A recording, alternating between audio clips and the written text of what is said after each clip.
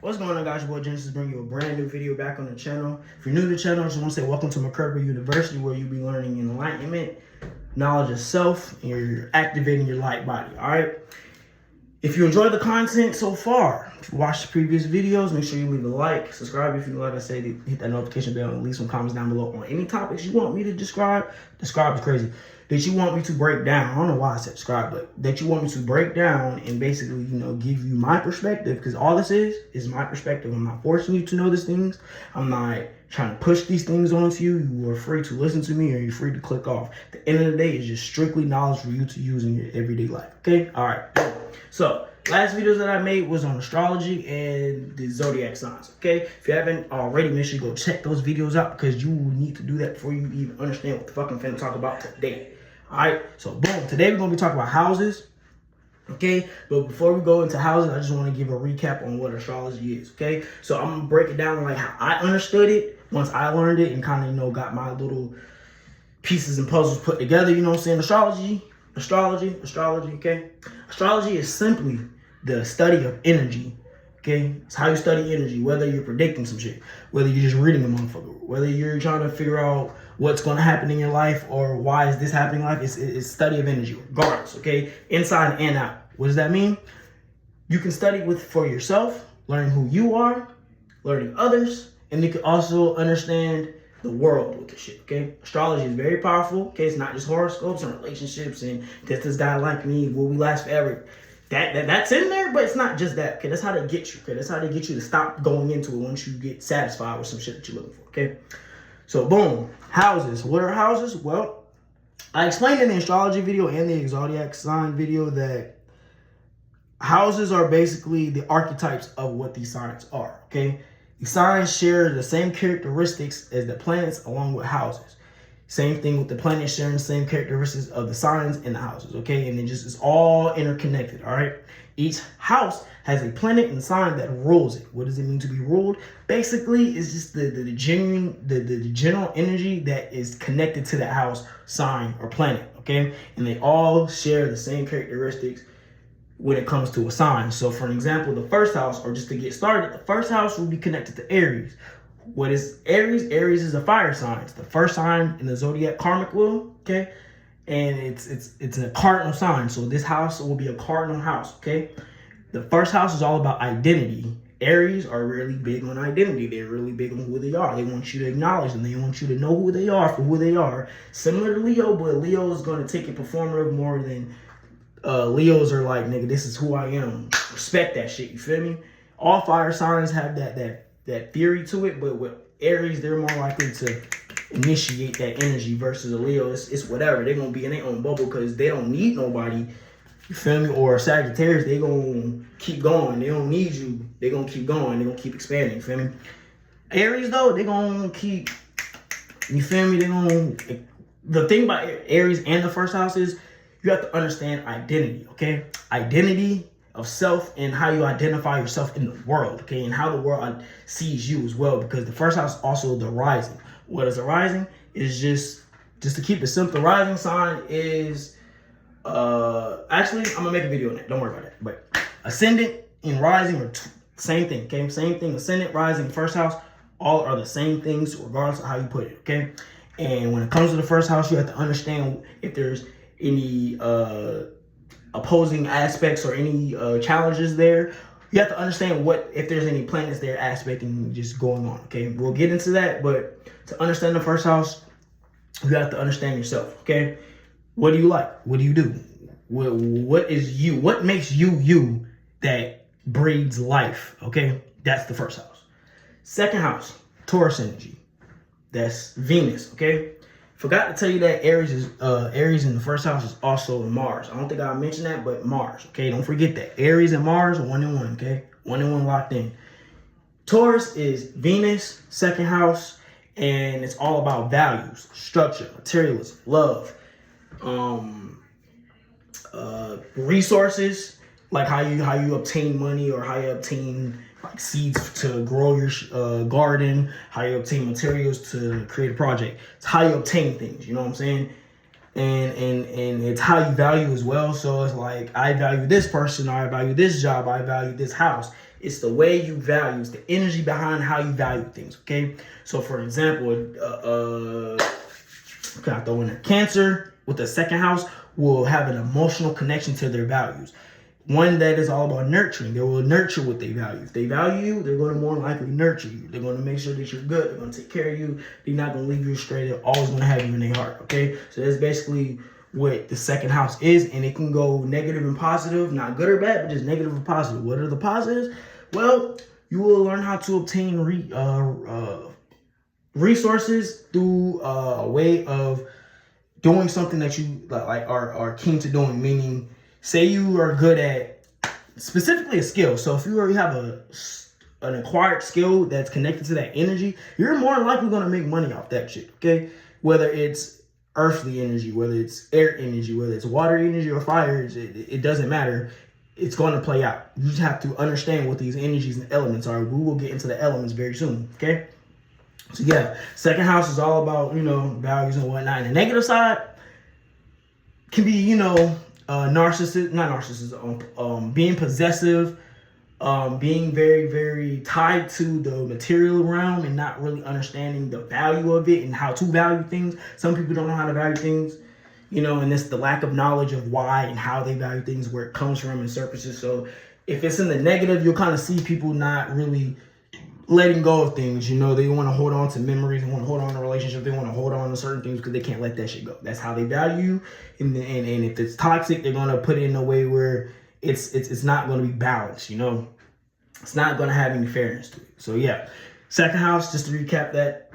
First house, just to recap these two houses. First house is identity. It's connected to Aries. It's connected to Mars. It's a cardinal sign. Okay, positives can be you can initiate, be a good leader. You're good at initiating shit. You're a fucking warrior. You're willing to hit with anybody who come across you because it's the rising. All right, we're talking about Aries and we're talking about the first house right now. We're talking about the rising sign. It's how people view you, okay? If you're Aries rising just to keep this up, you're Aries rising, more likely a motherfucker come up to you, you ready to fight. You're not going back down. You're not. If anything, you looking for that shit. Growing up, like it underdeveloped, the energy underdeveloped of Aries, the energy of Aries underdeveloped will fight a lot. They like to fight, or they're out there just doing shit without thinking, okay? They're not thinking, they're just doing. That's what Aries energy mostly is. It's impulsive. Taurus energy is more structured, okay? Remember, the wheel is karmic, okay? When I explain my zodiac sign video, the wheel is karmic, so each sign comes after the other, learning a lesson from the last. Taurus learns to be calm, chill, and collected. That's why it's fixed, and that's why it's earth, okay? You value who you are. You value the people around you. You're not trying to go out there hitting with nobody. That doesn't mean you're not finna smack the shit out of somebody, okay? That's just Taurus energy, period, okay? It just takes a minute to get there, all right? And, the positives of, the second house can be, the way you value things can also bring you resources, okay? How you value things can bring you resources, or your resources can bring you value of self, okay? If you're a value of self, then if you have a lot of self-value, then your resources will dictate that, all right? And also, just to how you make money can also play here, just simple ways of making money. Not like the sixth house of daily routine and making money, no. How literally, nigga, are you a trapper, nigga? Do you day trade, my nigga? Are you a doctor? You a teacher? What you doing? How you getting this money? So that's pretty much how the second house runs. And, it's important to know this house just because of the value aspect, because a lot of people deal with value issues within relationships and self, in the relationship of self. So, yeah. Those are the first two houses. Now we're going to move on to the third house. Third house is pretty much the house of Gemini. Gemini is ruled by Mercury, okay? What is Mercury? Mercury is the planet of communication. Communication through self and ethers, communication amongst each other, and also it deals with your thoughts, your ideas, how you listen, your tone of voice. It plays a part in how you sound when you speak, your language style. Certain signs that don't fit well with being in that energy of communication, which is Mercury. Or Mercury being in a sign that doesn't rock well with Mercury, it might stir up some impediments, speech impediments and shit like that. Or you might have a hard time hearing or some shit, you know what I'm saying? Depending on the sign. So third house is all about communication. It's all about short distance travel, you know what I'm saying? Going down the street, go get some food, going to your homie house, you feel me? It's all about your brothers and sisters being around. Close proximity things, you know. Shortcomings and fast energies. Not shortcomings, but like short distance, quick energy. Because it's Mercury. Okay? And it's also how you create. It's not how you create, but it's more so the ideas that come to mind before you get into the creative process. But it's also how you expand on your creativity as well, and on your ideas, and the way you break that down, how you go about it. So if it's depending on the sign, I'm not going to give an example with this because I'm really bad at this house. But depending on the sign, you know, you might have an earth house in there, and you might have a structured way of communicating. You have a structured way of approaching ideas. You might have a structured idea. You might be the type of motherfucker with a journal over every single fucking idea you got, versus like a fucking air sign who just keeps it in mind, or a water sign who keeps it in emotion, or fire sign. They're just going to do as they think. You know what I'm saying?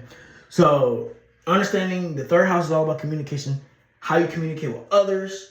You know, it's also your hometown. So, you know, its energy could be very, very, very close to where you grew up. You know, you might think about a lot of things dealing with your childhood with this house. It's not like the fourth house where it's family, but it's like memories of places you've been that was close proximity that you've been at for a minute, and you expanded communications and grew. You know, when you gain a friend, you grow. You know, so you're growing. Okay, you're growing in different ways. Okay, good or bad, or however you want to see it. Okay, it's a reflective thing. Okay. And the second house, which is the house of Gemini, deals with passing through information to keep it simple, okay?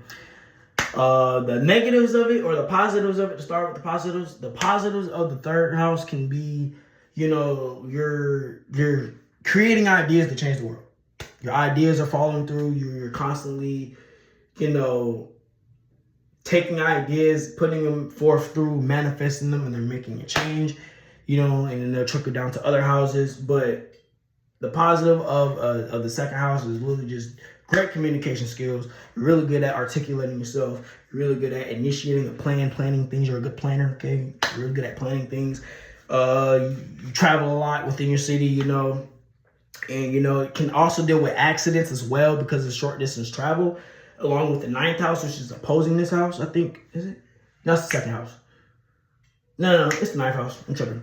So, you know, with this energy of short distance travel, you know, it might be a chance of an accident, or, you know, whatever the case. You know, that's the negatives of it. You know, it can be a very bad communicator. You cannot go forth with the ideas. You might not believe in your ideas. You might think that the shit you're thinking is stupid. You might not even care. Okay, and if you have planets in these houses that I'm speaking, that just means all the focal point is there, but we'll get into that, okay?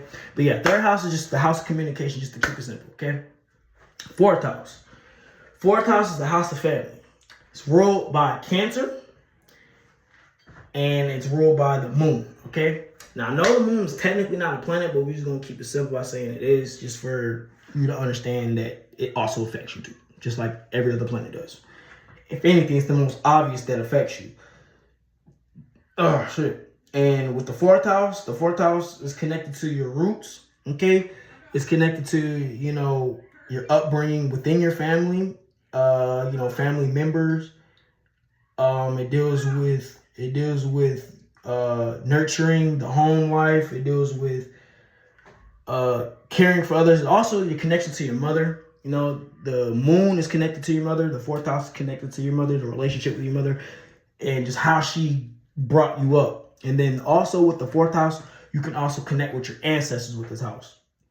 So yeah, the fourth house is a very family oriented house, ruled by Cancer, and the planet that is connected to it is the moon. Okay, and the negatives of this is basically you can be just toxic, emotionally toxic. Don't give a fuck about nothing. You don't want to nurture shit. You just letting shit just be crumbled. So dysfunctional family would be the negative. A functional family would be positive, just to keep that the polarities short on this one. Okay. Fifth house. Okay. Fifth house is ruled by the fun sign Leo. Fifth house is ruled by the sun. Okay. So Leo and the sun. This house, the reason why I said the fun sign of Leo is because this house literally represents fun. Like, I can't even explain it other than just fun, entertainment, enjoying life, bro. You're just enjoying life here, okay? It's how you enjoy life. What do you do to have fun? Fourth house, I forgot to talk. Fourth house can also tell you about the type of kids you might have too. The type of family you might like have, and just the environment within your home life too. So however your environment, the energy that circulates within your home life, that'll be the fourth house. Fifth house would be the energy of fun, entertainment, what you like to do, fun. Do you like to go out and have fucking 30 people with you in a public space? Do you like to just go with a few people? Do you like to go to the movies? There's certain things that tell in this house that you like to have fun with, and also it's how you get creative. It's a creative house as well, so you can find out the type of things you can do for creativity. Everyone has a creative aspect to them. It's just people approach creativity in their own way because it's all about individuality, not personality when it comes to creativity. And this is the house of individuality. You know what I'm saying? Leo is all about standing out within the crowd. The opposing sign would be Aquarius, which is standing outside of the crowd, being out of the mix and standing out and having people go to them. Leo's about being in the crowd and having people go to them within the crowd, okay? All the same shit, crowd orientated and just being unique. It's just one likes to be in, the other one likes to be out, all right? And with the fifth house, it also is kind of connected to your friends and like the type of friends you might have. Similar to the second house of value, it's just with this, it's just the company you keep. You know what I'm saying? It's the company you keep around. What piques your interest that makes you feel like you're enjoying life? That's the fifth house. Okay, you can do all sorts of things with this house. You can overindulge in toxic shit to have fun, or you can indulge in positive shit to have fun. It's a fun house. Okay. Music, dancing, fucking acting, a lot of shit. It's a performative house. It's an entertaining house. It's the house of the stage. Okay. All right. Sixth house. Sixth house is ruled by Virgo. It's also ruled by Mercury. It's more so less communication with Mercury.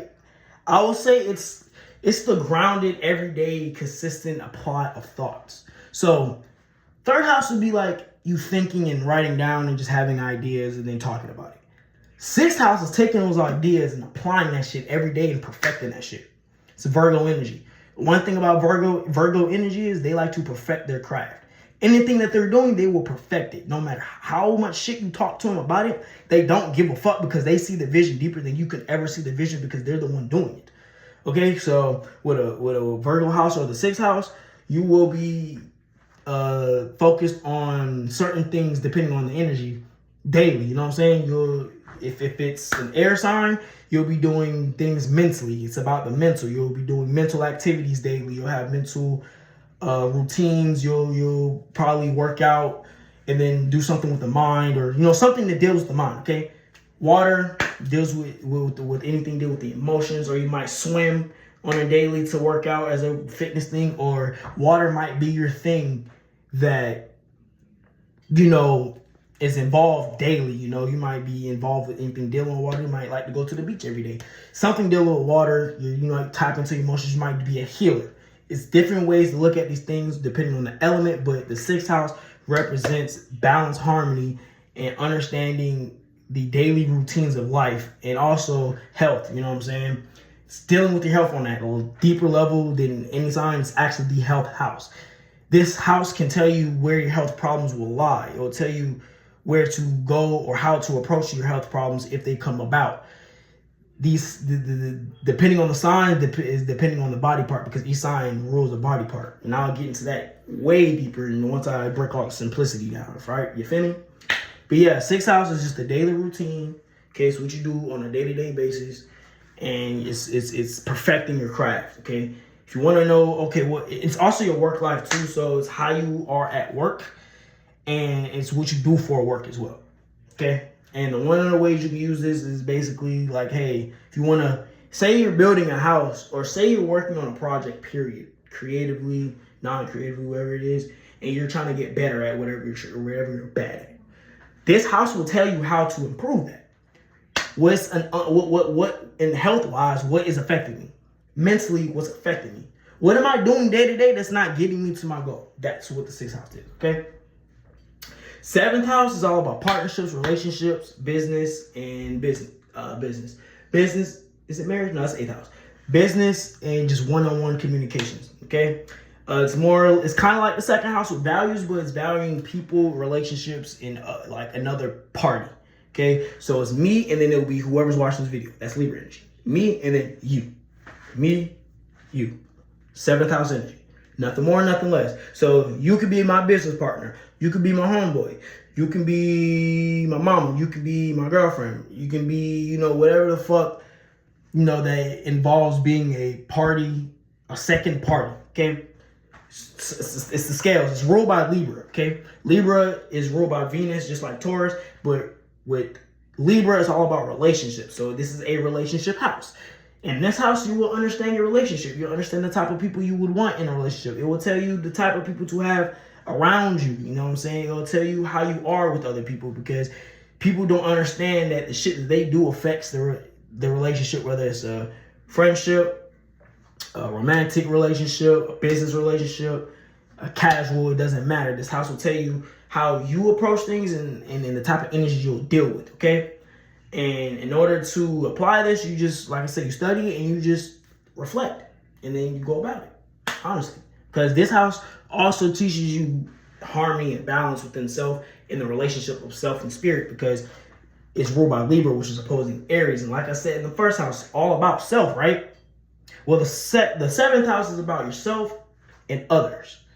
Yes, worry about yourself, take care of yourself, make sure you put yourself first, but don't forget there's a whole nother part to this, because there's a whole nother side of the coin that you have to take an account for. And that's what Libras are all about. They're less likely to be fighters than the person who's going to compromise and try to bring it to balance, because why do I have to fight you if we can find another way to resort to this? That's Libra and fighting.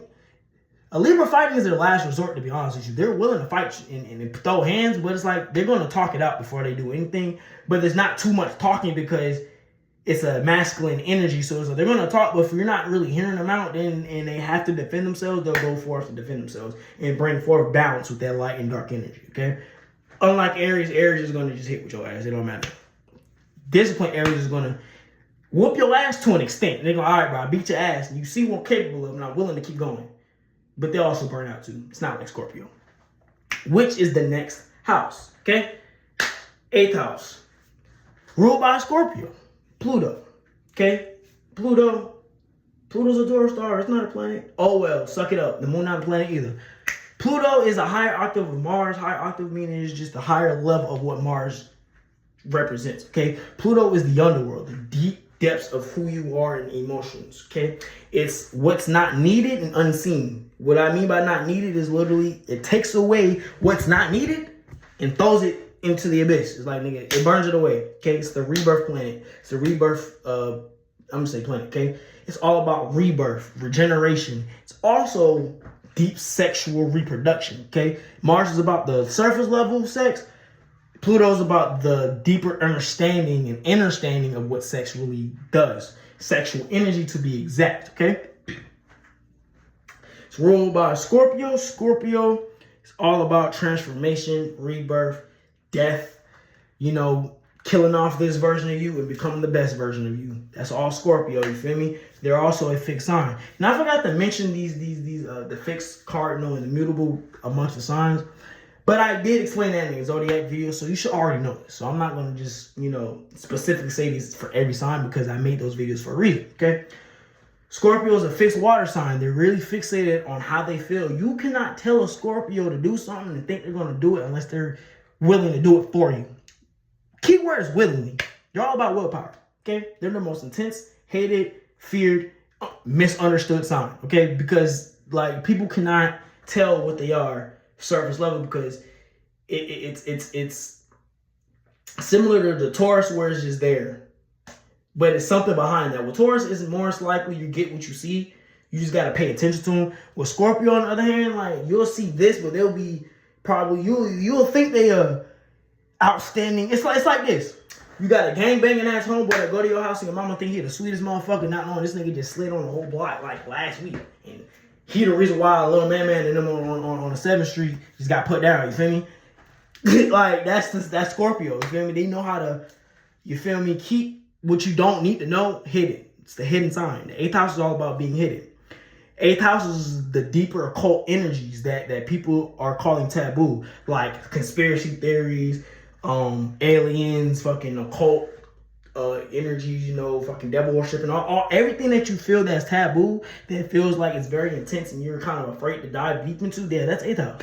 That's the realm that you can't really see, but you can feel, and it's very real. You feel me? It's not like the 12th house where it's unseen and it expands upon the depths of life. No.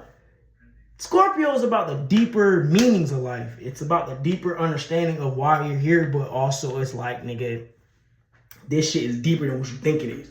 That's the 8th house. And the reason why I'm saying Scorpio, 8th house, because they're simultaneous. Like, this is the one of the houses that I am familiar with because of my placements. And it's like, bro, you will not understand the 8th house unless you have planets there, because the 8th house is very, very intense, to be honest with you.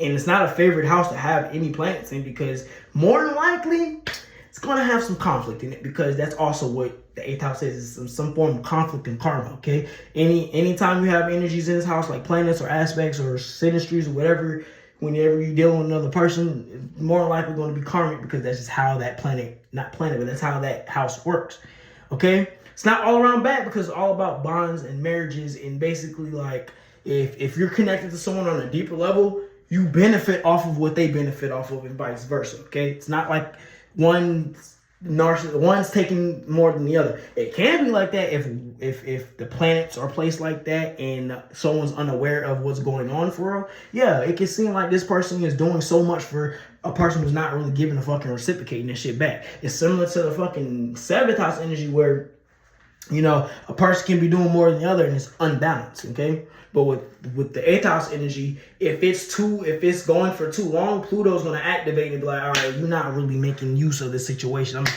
have to get this nigga out, get you up out this nigga life, you feel me? Or you're not making use of anybody's situation, we're gonna take you out their life. You feel me? It's just, when you notice something changes drastically, look into the 8th house. See if there's any aspects, or understand that energy on a deeper level, or look at what's going on currently, see how it's affecting your personal chart, and then you can go from there, you feel me? But yeah, that's pretty much the 8th house, all right? 9th house. 9th house is all about higher education and learning. It's about expanding the mind, long distance travel, grandparents and in-laws, you feel me? This is literally the high education, you feel me? Spirituality, belief systems, about who you believe you are on a surface level, and the experience of who you believe you are. It's about what you're learning. It's about understanding the mind and expanding the mind and gaining knowledge, and then taking that knowledge, upgrading it, and teaching it on a higher level. It's higher knowledge. So what I'm doing here would be considered 9th house energy. I'm teaching you higher levels of knowledge while also understanding myself, and it expands, because Sagittarius rules this house and Jupiter rules that house. And Jupiter rules Sagittarius, okay? Jupiter is the most abundant planet you could ever find within planets, okay? Within the solar system. The 9th house would be the most abundant house you can find within the houses. For real. And Sagittarius is the luckiest abundant sign. They can go through the worst shit. They can get fired. Niggas still enjoying their life because they know it's going to get better. They know optimism is key to manifestation. That's why when you see a Sagittarius working hard, you know they're going to hit their target because of the sign. The symbol of it is an arrow being shot, for one. Two, they're consistently at it. They're not giving up because it's a mutable sign. So they're adapting to the change. They're changing with the change, so they're always constantly going. They're not starting, initiating, stopping, resetting themselves and staying stuck to what the fuck they want to do. If the plan changes, they change with the plan. They don't go for that stubborn shit. They don't deal with stubborn. They're more likely not going to fuck with a fixed sign. They're going to fuck with a cardinal sign more than they'll fuck with a fixed sign, because fixed signs don't like change. Cardinal signs do, okay? 9th house is where you can find how you can, grow your mind and how you can learn things, where you can teach yourself where you can teach yourself so that you can expand upon it and grow and communicate it in the 3rd house, okay? Because all these houses have axes. They're all on an axis, just like the planets and the signs. Well, more so the signs. The planets and the signs. So you have to understand the relationships between the two on a holistic level, not just one sign and the other. You know what I'm saying? You got to put them together and just understand that they're the same sign, just polarities. Just polarities. You feel me? I explained that shit in the astrology video. Make sure you tap in with that. But yeah, So, boom, that's pretty much the ninth house, higher learning, education. Your in-laws is where you can find. This is where you can find the things to. It's also understanding other cultures too. So traveling to like another country to understand the culture, or traveling to another city to understand the culture, demographics, all that. It's understanding things outside of yourself to grow within. Okay, that's the ninth house. 10th house is all about success, legacy, and what you leave this planet behind. What you leave behind on this planet. Okay, it's all about career and the bigger thing, not the bigger things in life, but like, what's your purpose, basically? It's your purpose in this world. That's the 10th house. What are you doing here that's going to leave something behind that's going to make a mark, okay? That's 10th house energy. This is where you can, learn what you can do to become successful. It's ruled by Capricorn. It's ruled by Saturn. So you will go through a lot of shit dealing with this house, okay? Especially if you have planets in it, because they're all basically restricted upon the house rules. No matter what sign is in there, that sign has to respect the house rules too, okay? To understand the houses before we go further, just understand how you look at an actual house.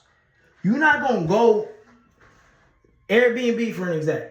They have rules. The owner has specific rules that you cannot break. No matter who the fuck in that bitch, you gotta abide by it. But you're gonna abide by it in your own way. That's basically how the houses are with the signs and planets, okay?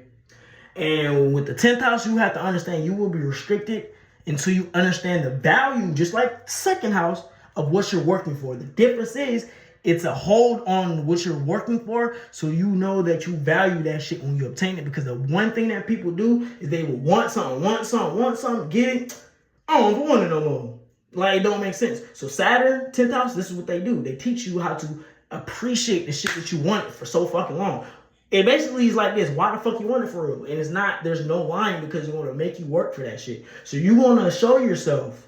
You're not showing nobody but yourself why and how much you appreciate this shit. You feel me? 10th house energy, along with your career, your status, how people see you in the world. You feel me? If it's an air sign, people know you as an intellectual being. If it's a water sign, people know you as a healer, a person who's compassionate. Earth sign, motherfucker who get money, structure, got their own business or whatever the fuck. Fire sign, you probably an active ass motherfucker. You probably like to fight. You're probably in the military. You're probably doing something very fiery. You're probably an entertainer. You're probably an actor, something. You feel me? No matter what sign, planet is in this house, though, it's going to get you towards success. You just got to respect the energies in that bitch. Otherwise, shit gonna work against you, okay? Gonna work against you, no doubt. All right, that's the 10th house. 11th house. The 11th house deals with friendships, ruled by Aquarius, and the planet Uranus, all right? This house deals with friendship connections. It deals with higher levels of thinking, okay? It deals with UFOs and like outerly world things that are alien-like, okay? It's very strange energy with this house. Okay, you have to respect the energies of being fucking weird. Being weird is the motto of this house, okay? It's ruled by Aquarius, gang. And what this house is basically how your friends are, the energies you have with your friends, the experiences you'll deal with friends, and also just society as a whole, okay? This house is the house of society, okay? How you socialize with the masses, okay? Not like one-on-one like Libra, the 7th house, or just general communication like the 3rd house. It's literally communication on the level of the greater idea for the greater good of humanity, okay? So this is where you find your social groups, okay? All these organizations like BLM, all the communities and whatnot. This is what the house governs, okay? Communities. Online communities, IRL communities, it doesn't matter. Community is community. This is what Aquarius rules. Anything deal with community. It also deals with technology, okay? It deals with evolution of the mind, of humanity's evolution and innovation.